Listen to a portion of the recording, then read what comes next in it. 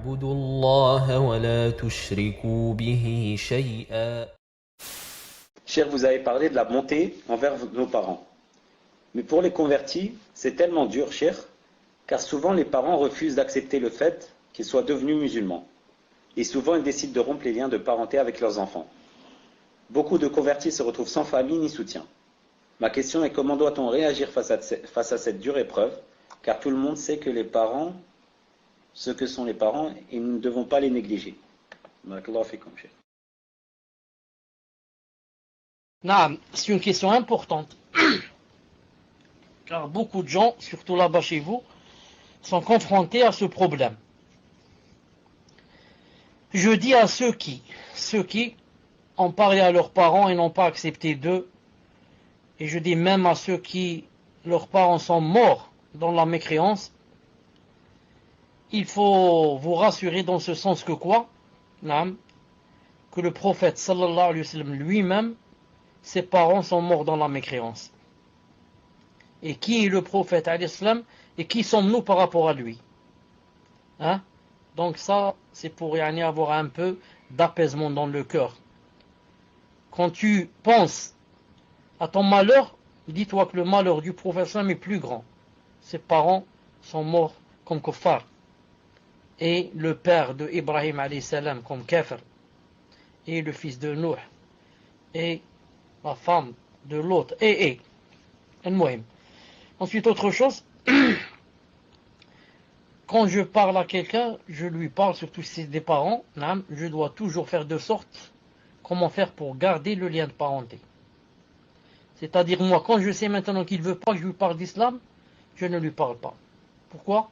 Parce qu'il ne veut pas, et il m'a dit, je ne veux pas entendre ça de toi. Non. Si par contre, je sais que c'est quelqu'un qui m'entend, car vous savez, les gens ne sont pas tous les mêmes. Il y a des parents qui sont, masha'Allah, ils sont ravis de leurs enfants, même s'ils sont devenus des musulmans, même. Il y en a d'autres qui sont moyens, c'est-à-dire sont neutres. Et il y en a qui sont contre à 100%. Celui qui est contre à 100%, je ne lui parle pas, s'il ne veut pas. Naam. Sauf, bien sûr, si par exemple, il accepte, ou il dit, parle-moi, ou là je vois qu'il est intéressé. Sinon, à quoi ça sert de parler? Peut-être que même, il va insulter la religion. Donc je serai la cause pour qu'il insulte ma religion.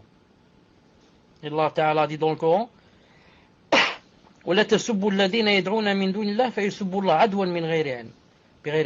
Allah Ta'ala dit que, attention, n'insultez pas ce que les kuffars adorent en dehors d'Allah Azza wa Jal, parce qu'ils vont insulter autre Dieu, par ignorance et par adwan, c'est-à-dire par adversité.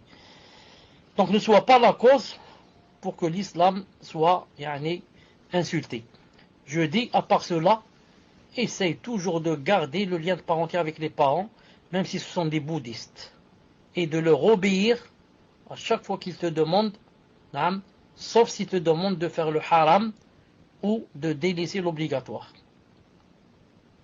C'est pour ça que le prophète sallallahu alayhi wa sallam, quand la mère de Asma,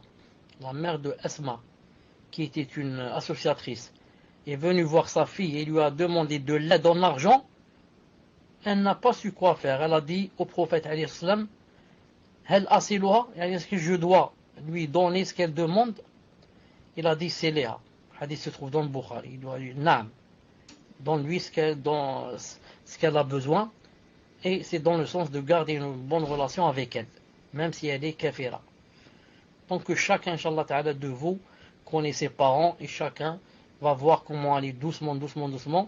Et il faut qu'ils se mettent dans la tête que c'est pas parce que je leur ai parlé aujourd'hui qu'ils doivent être convaincus et demain ma mère va dire La ilaha illallah Muhammad Rasulullah et va dire donne-moi ton djilbab. Je vais le mettre. Non, c'est pas comme ça. Doucement. Pour ceux qui leurs parents acceptent d'écouter. Doucement. En leur offrant des livres, en leur offrant des cassettes. Et on va laisser l'idée mûrir dans leur tête.